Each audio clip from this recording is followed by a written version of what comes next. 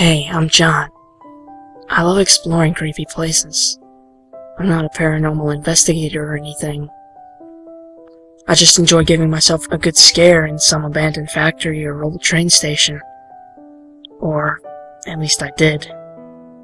Until I found that old house. One day, I was walking through the woods on a path I knew really well, when I noticed something that I hadn't seen before. It was a fork in the path. It led up a hill. How did I miss it? I walk down this trail all the time. Whatever. Maybe it'll lead to something interesting. So I decided to climb up the path.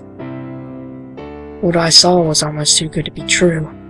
An old, abandoned house. It looked like it was straight out of a horror movie. The wood rotted, the rodents the only occupants around, and on top of that, the windows and doors were boarded up. Me and my curious nature just couldn't leave this ancient, decaying house alone. So I decided to come back when it was dark, for the ultimate experience. Maybe even bring a few friends along. I don't know. I love to scare my friends by taking them to places like that, tell them scary stories, or dare them to spend the night in the creepiest room of the house. I was so stupid back then.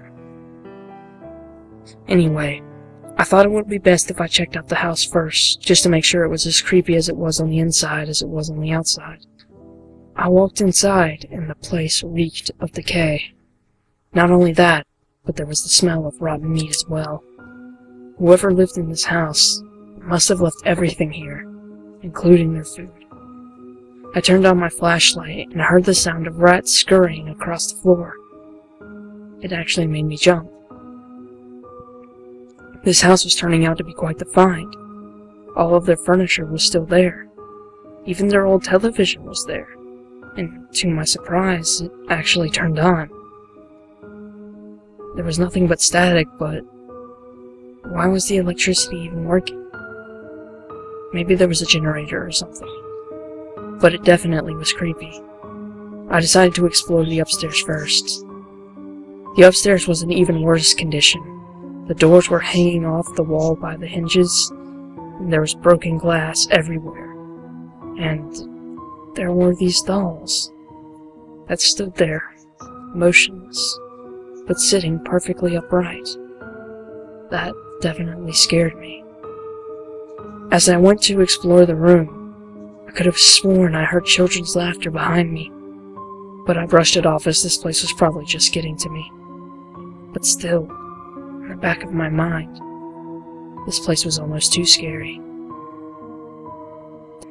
The room I walked into was a large master bedroom, complete with what once was a very large, nice bed, a private balcony, and a shower.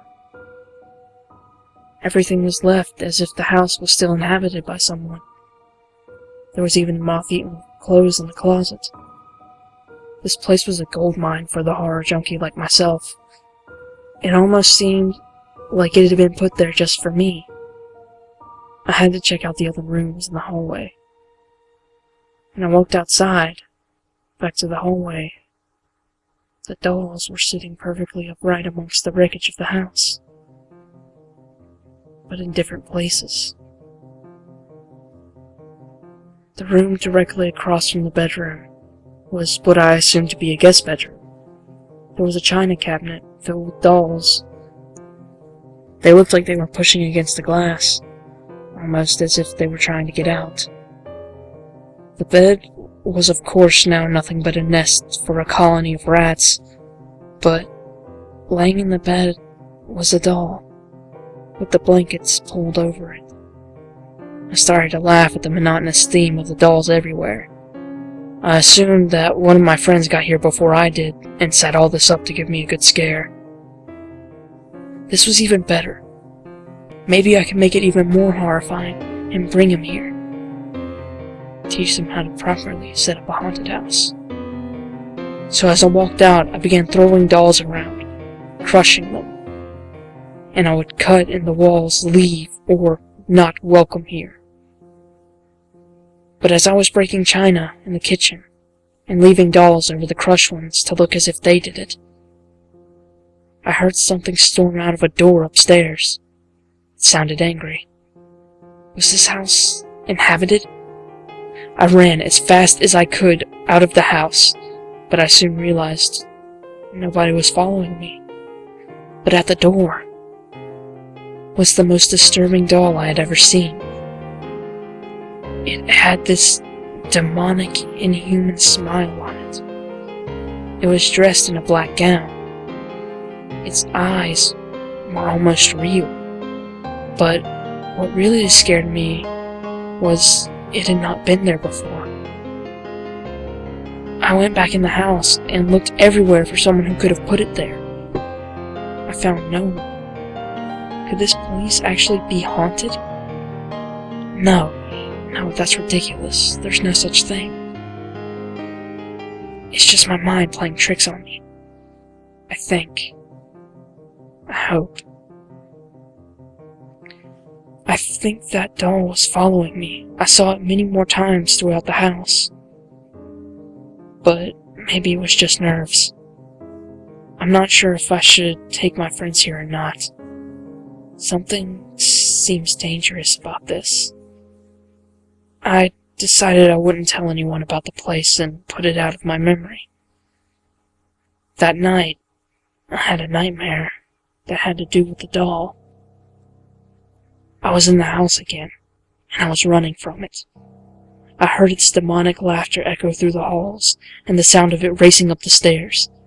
I hid in the master bedroom, when all of a sudden, the dolls in the room began to move as they laughed demonically, and they closed in on me. And I prepared myself for whatever it was they were going to do to me. And that's when I woke up, to the sound of loud blaring from my alarm. Frightened by the dream, I needed to tell someone about this. But who would believe me? My friends would think I was crazy. My parents would think I was on drugs. I didn't have much other choice. I ventured out to the church in my town. Now, I'm far from devout, but I didn't see that I had much other choice. All I see is that doll. I see it out of the corner of my eye. That doll, with that inhuman smile, standing there, grinning at me. Why is it following me? Why is it doing this? After what I saw in that dream, I'd go to church every Sunday if it meant that doll would stop following me. I approached the altar. Father Matthew? I called out. I'll be with you in a moment, my child. I heard him call from somewhere upstairs. Father Matthew had been my friend for the longest time. He even went with me on a few adventures to creepy places. He was definitely the coolest priest I had ever met. He had me hold down someone during an exorcism. The woman was screaming and spitting at Matthew, but he kept his calm. Not a single step back, nor a tremble. He continued to pray and cast the demon out until the woman was calm. I assumed it was successful, and Matthew went to eat with me at a restaurant after that, and acted like nothing happened. Guess he wasn't easily disturbed. I think that's why I decided to tell him in part. Sorry to keep you waiting. It's really good to see you, John.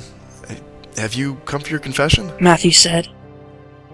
Kind of. I need to talk to you about something, I said. What's wrong, John?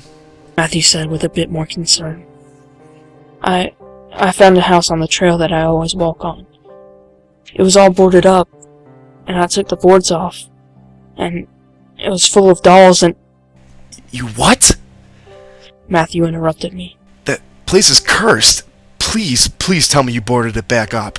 Shocked at Matthew's concern, I told him the truth. No, I didn't. No? That place is a portal to the very dirge of hell itself. I began to get scared. Matthew was not one to ever joke or exaggerate. Please tell me that doll's not been following you. Matthew shouted at me. It has, I shouted back, incredibly frightened. We have to go now. Matthew shouted as he ran to the car, grabbing a suitcase as he ran out. I followed him quickly, and drove as fast as I could. We saw the doll standing there, at the steps of the church. That as I drove down the road, unsure where to go until he told me. I drove as fast as I could toward the forest trail. It was getting dark, and it was only 3 p.m. Whatever I unleashed was beyond evil. It was pure chaos. As me and Matthew ran to the house, things got a lot worse. The doll started to chase us openly, no longer hiding behind shadows. It began to laugh that same demonic laugh from my dreams. When we got to the house, I felt as if the world was ending. It was as if all joy in the world was gone. As I walked in the house, those dolls began to laugh at us, as Matthew and I tried to keep our composure and our prayers to cleanse the house. The furniture flew around us. The dolls took weapons and began to slice our skin. I screamed that it would be over, but it continued. Everything that I ever feared came to life right before my eyes, and began to tell me how I would fail and how I was imperfect. I don't know what Matthew was experiencing, but I knew that it was something just as terrible. Then, I blacked out. I woke up outside the house. The door shut, and Matthew gone. I saw him through the window, and I saw Matthew as a doll, his face forever contorted into a look of sheer horror. I boarded the place back up. Sometimes I wonder why I was spared. And did we succeed in sealing that demonic thing inside? I see that doll in my dreams now. It beckons me. It beckons me to set it free once more. It promises me many things, but I know it's all a trick to set it free again. I find it harder and harder to resist. Last night, I woke up on the porch of that God-forsaken house. It's getting hard to resist this. I write this from the room of a mental institution. I don't know how much longer I can resist her call. If you're like me, and you find horror exciting, be careful. You'll never know what you set free.